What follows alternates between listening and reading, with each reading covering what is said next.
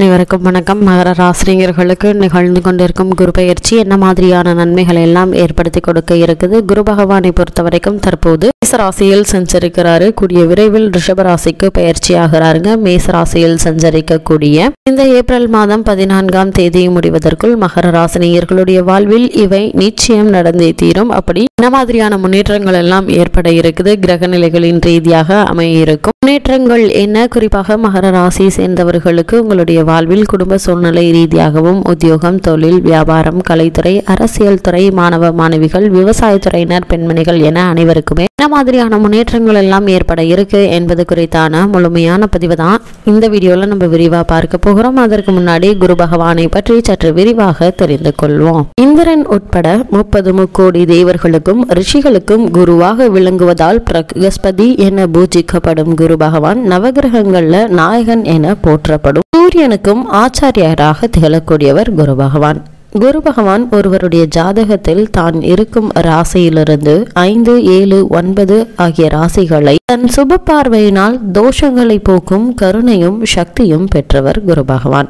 வியாழன், பிரகஸ்பதி, பொன்னன் என்ற பல பெயர்கள் இவருக்கு உண்டு. அதிச்சாரம், வக்ரம் ஆகியவற்றால் பாதிக்கப்படாத ஒரே கிரகம் இவர் மட்டும்தான். தவத்தினாலும் பக்தி, ஒழுக்கம், நேர்மை, வைராகியம் ஆகியவற்றினால் உயர்ந்த பிரம்ம ஞானிகள், பக்தியில் உயர்ந்த பாகவத தர்மர்கள், அறிவினால் உயர்ந்த மாமேதைகள், தர்ம நெறியிலிருந்து சிறிதும் பிறலாது மக்களை தனது குழந்தைகளாகவே பாவித்து நாட்டை ஆளும் மன்னர்கள், கற்பிற்சிறந்த பதிவிரதைகள், நாள் வேதங்களையும் கற்றுணர்ந்த பெரியோர்கள், பசுக்கள், பிறர் துன்பங்களையும் தன் துன்பம் போல் பாவித்து இரக்க குணம் கொண்ட உத்தமர்கள் ஆகியோருடைய ஜனன கால கிரக நிலைகளை ஆராய்ந்து பார்த்தால் குரு சிறந்த சுபபலம் பெற்றிருப்பது நமக்கு தெரியும். ஜனன கால ஜாதகத்தில் குரு சுபபலம் பெற்று பாவங்களின் சேர்க்கை இல்லாமல் இருப்பின் நல்ல கல்வி, உயர் பதவி, உத்தமையான கற்பில் சிறந்த மனைவி, அன்பான கணவர், நேர்மை, அன்பாக பேசும் திறன், ஒழுக்கம், மனம் நிறைந்த நிம்மதியான வாழ்க்கை ஆகிய மகத்தான பேறு பெற்றவர்கள்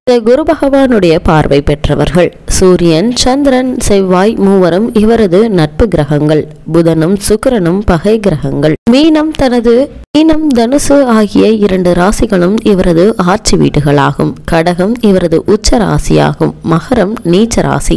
ஜாதகத்தில் குரு உச்சபலம் பெற்று அவரது தசையும் வந்தால் அந்த வயதிற்கும் காலத்திற்கும் ஏற்ப நன்மைகளை வாரி வழங்குவதில் வல்லவராக திகழக்கூடியவர் குரு பகவான். ஜாதகத்தில் பூர்வ புண்ணிய ராசியான 5ஆம் இடத்தில் சுபபலம் பெற்றிருந்தாலும் பார்வையால் பார்த்தாலும் அவரது தசை வரும்போது மகான்களுடைய தரிசனம், கங்காஸ்தான பாக்கியம், புண்ணிய நதிகளின் தரிசனம் ஆகியவை கிடைக்கும். தெய்வீக பெருமை பெற்ற குரு பகவானுடைய பிரதி தேவதை சதுர்முக பிரம்மா. வியாழக்கிழமை திருக்கோவில் ஒன்றிலோ அல்லது வீட்டின் பூஜரையிலோ தவறாது தினமும் நெய் தீபம் ஏற்றி வைத்து வேதவியாச பகவான் பத்ரி ஆசிரமத்தில் அருளிய ஸ்லோகங்களை சொல்லும் போது எண்ணற்ற நன்மைகள் உங்களுடைய வாழ்வில் ஏற்படும். குடும்பத்தில் மகிழ்ச்சியும் மன நிறைவும் சர்வ ஐஸ்வர்யங்களும் கிடைக்கும். குரு பகவான் ஒரு ராசியை கடப்பதற்கு சுமார் 12 மாதங்களை எடுத்துக்கொள்வார். ஒவ்வொரு ஆண்டும் இவர் ஒவ்வொரு புனித நதியில் இருப்பதாக புராணங்கள் கூறப்படுகின்றன. ஒரு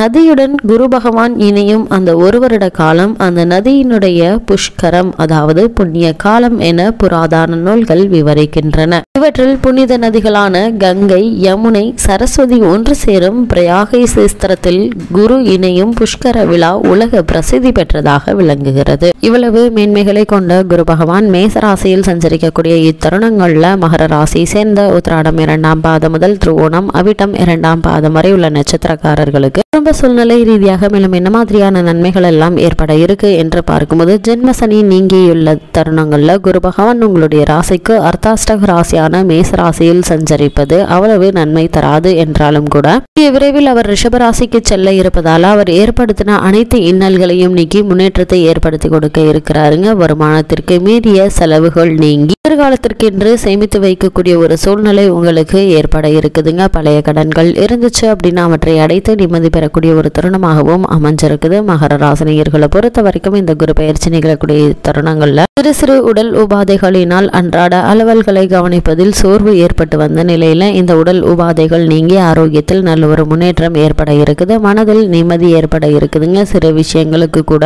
அதிகமாக பாடுபட வேண்டி இருக்குங்க. ஆனால் தற்போது ஒரு சிறு முயற்சியிலேயே உங்களுக்கு வெற்றியும் கிடைக்க இருக்குது. குறிப்பாக திருமணம் சம்பந்தமான முயற்சிகளை மேற்கொண்டு வரும் மகர ராசினருக்கு சிறு முயற்சியிலேயே நல்ல ஒரு வரன் அமைய இருக்குதுங்க. இருந்தாலும் கூட தற்போது நீங்கள் ஏழரை சனியினுடைய கடைசி பகுதியான பாதச்சனி காலகட்டத்தில் இருப்பதால வரனை பற்றி தீர விசாரித்து ஆராய்ந்து அதற்கு பிறகு வரனை நிச்சயிப்பது மிக மிக நல்லதுங்க. மகர ராசியை சேர்ந்த உத்தியோகஸ்தர்களுக்கு குரு பகவானுடைய மேச ராசி சஞ்சாரத்தின் காரணமாக மேலும் என்ன மாதிரியான நன்மைகள் எல்லாம் உங்களுடைய வாழ்வில் ஏற்பட இருக்கு என்று பார்க்கும்போது, நீங்கள் வேலை பார்க்கும் இடத்தில் பணிச்சுமை சற்று அதிகமாக தாங்க இருக்கும். என்னதான் பணிச்சுமை அதிகமாக இருந்தாலும் அதற்கான ஊதியத்தை சனி பகவானும் குரு பகவானும் உங்களுக்கு வாங்கி கொடுத்து விடுவாங்க. தற்போது உங்களுக்கு காரணமே இல்லாமல் மறுக்கப்பட்டு வந்த பதவி உயர்வு, ஊதிய உயர்வு, உத்தியோகத்தில் கிடைக்க வேண்டிய சலுகைகள் ஆகியவற்றை தற்போது இந்த ஏப்ரல் மாதம் 14ஆம் தேதிக்குள் நீங்கள் எதிர்பார்க்கலாங்க. அதே மாதிரி புதிதாக வேலைக்கு முயற்சிக்கும் மகர ராசியினருக்கும் கூட சிறு முயற்சியிலேயே நல்ல ஒரு வேலை கிடைக்க இருக்குதுங்க. தற்காலிக பணியாளர்களுக்கும் பணி நிரந்தரம் செய்யப்படுவதற்கான சாத்தியக்கூறுகள் அதிகம் இருக்குது. வெளிநாடு சென்று வேலை பார்க்க வேண்டும் என்ற விருப்பம் இருந்துச்சுன்னா அதற்கான முயற்சிகளை தற்போது நீங்க மேற்கொள்ளலாங்க. ஆனால் இடைத்தரகர்களை நம்பி பணம் கொடுத்து ஏமாந்து விட வேண்டாம் என்பதை கிரக நிலைகள் மீண்டும் மீண்டும் உங்களுக்கு அறிவுறுத்துது. மற்றபடி உங்களுடைய முயற்சிகள் அனைத்துமே வெற்றி பெறக்கூடிய ஒரு தருணமா இந்த குரு பகவானுடைய மேசராசி சஞ்சாரம் இருக்குது. மகர ராசி சேர்ந்த தொழில் மற்றும் வியாபாரம் செய்பவர்களை பொறுத்த வரைக்கும் குருவினுடைய இந்த சஞ்சார காலம் தொழில் மற்றும் வியாபார முன்னேற்றத்தை எந்த விதத்திலும் தடை செய்யாதுங்க. உங்களுடைய முயற்சிகள்ல வெற்றியே கிடைக்க இருக்குதுங்க. பணப்பற்றாக்குறை ஏற்படுவதற்கான வாய்ப்புகள் இல்லைங்க. குறிப்பா தொழில் மற்றும் வியாபார அபிவிருத்தி சம்பந்தமான முயற்சிகளை மேற்கொண்டு வரும் மகர ராசியினருக்கு ஒரு முன்னேற்றமே ஏற்பட இருக்குதுங்க. உங்களுடைய முயற்சிகளுக்கு நிதி நிறுவனங்களுடைய ஒத்துழைப்பும் அரசாங்க ஆதரவும் கிடைக்க இருக்குதுங்க.